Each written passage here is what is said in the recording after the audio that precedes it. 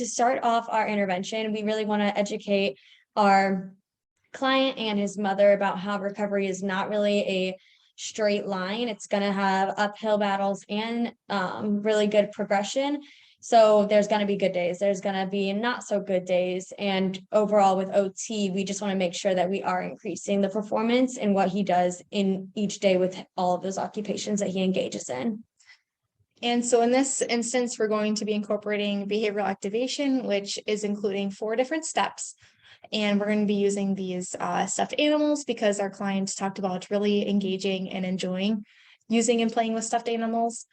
And so these 4 steps of behavioral activation include value identification and goal setting, which is really what our initial evaluation is going to include.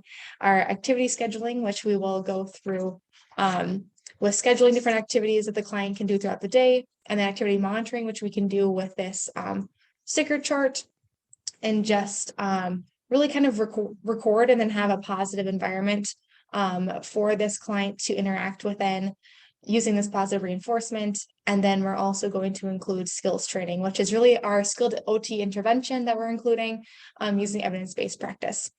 So as Rachel said, the first step is identification and goal setting. So in this case, it's going to be related to the occupational performance. So we've learned from this client's mom that she really wants to work on some of the ADLs with like functional mobility, dressing, and toileting. So we're going to be incorporating play as a means to achieving some toileting.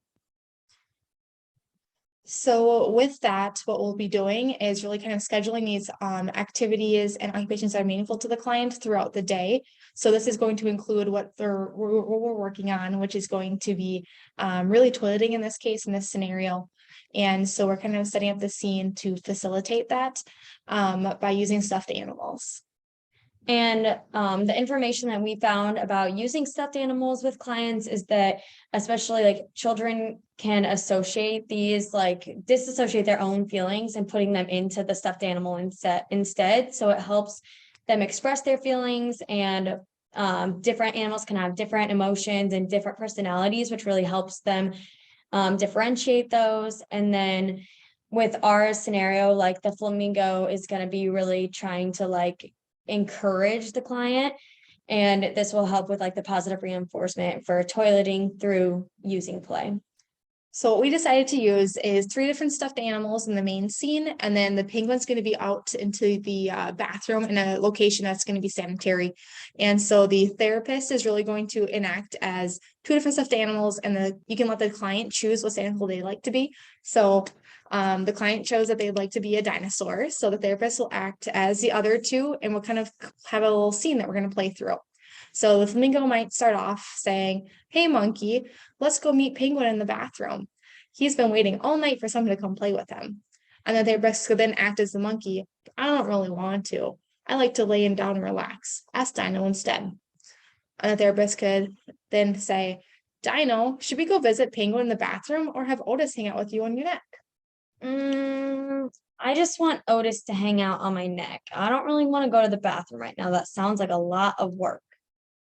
So obviously you can make this scenario a lot longer, but with this time we decided to just end it here. And the reason that we chose between having the client either go to the bathroom or having Otis lay on his neck is because this is actually weighted. So no matter which choice he makes, well, first of all, he can't say no because he has to choose between the 2. And then both choices work on some part of his goals in the end. And then this really incorporates that skills training with our interventions because the evidence fits the client's needs to promote, like I said, either postural stability or going to the restroom independently. And then we're going to be able to use this reward chart to monitor the client's occupational performance and activities using a sticker log. So that's motivating for him to be able to track his progress and like get a toy at the end.